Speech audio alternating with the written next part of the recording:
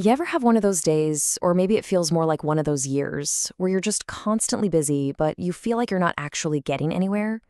We're always chasing the newest trend, the latest life hack. But what if the most powerful answers are actually hiding in plain sight, in wisdom that's been around for thousands of years? Today, let's explore a few of those secrets together. Wow, that question, it just kind of stops you in your tracks, doesn't it? It's a piece of ancient Jewish wisdom, but man, does it hit home in our modern world. It perfectly captures that feeling of being constantly in motion, just delivering the days without ever really soaking up the journey.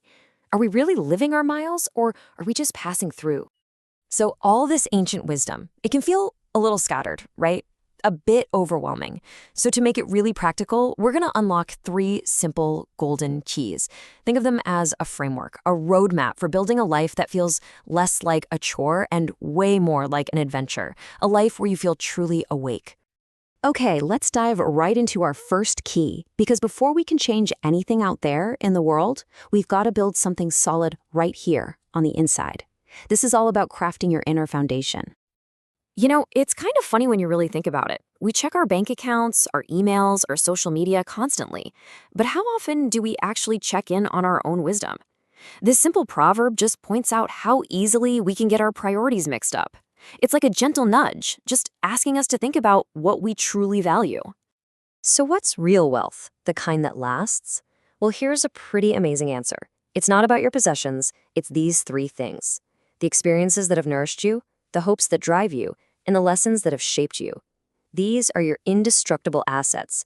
They are yours and yours alone, forever. No one can ever touch them. And here's the thing. Building that inner knowledge, it isn't about being the smartest person in the room. In fact, it's pretty much the opposite. The foundation of real wisdom is just admitting you don't have all the answers and having the courage to stay curious. It's about choosing to learn over protecting your ego every single time. And this is brilliant because it shows that the most powerful tools we have are often the simplest ones. I mean, think about it. A real deep laugh can instantly change your perspective and light you up from the inside out. And guess what? It's completely free. The next tool is just as easy to get your hands on.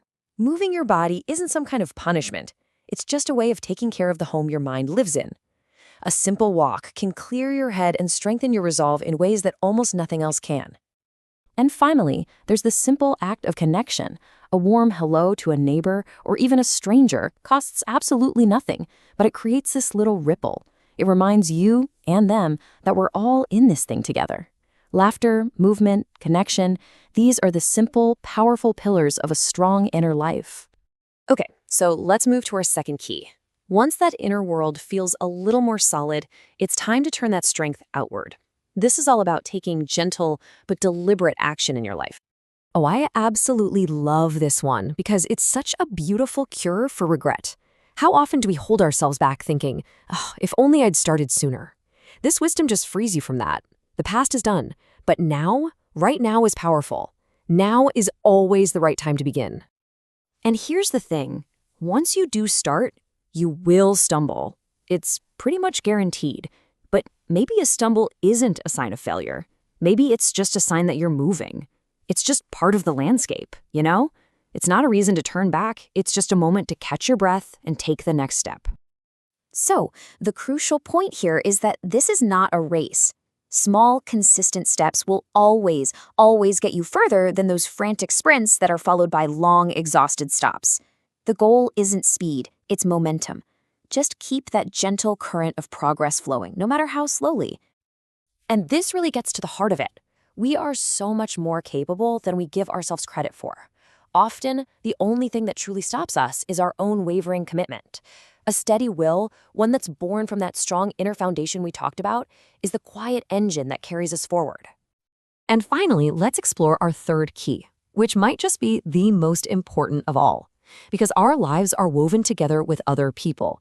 Learning to navigate our relationships with grace and wisdom, well, that's where everything comes together. This is such a brilliant way to illustrate a simple truth we often forget. Everything you put out into the world touches you first. Your kindness is a fragrance you get to enjoy before anyone else does. And your negativity? Well, that's mud you have to get on your own hands first. The energy you bring to others is the energy you end up living in. This really asks us to reconsider what true friendship looks like, doesn't it? Sometimes the person who challenges us to grow is offering the deepest form of care. And that person who agrees with everything, maybe they're not really seeing us at all. And true connection isn't about constant talk. It's about that comfortable silence where you both feel completely at ease. And this is just the quiet grace we can aim for in our own lives. True strength and wisdom don't need to shout to announce themselves. Just like a stalk of wheat that's full and heavy with grain, the people with the most to offer are often the quietest, the most humble, and the most willing to listen. So, what does this all look like when we put it together? Let's bring these three keys back into focus and see the beautiful, simple path they create for us. It's a natural progression, isn't it? You start with yourself, building that quiet strength within. Then you use that strength to move forward in the world with gentle purpose. And finally, you walk that path with kindness and humility toward others. Each key just unlocks the next one.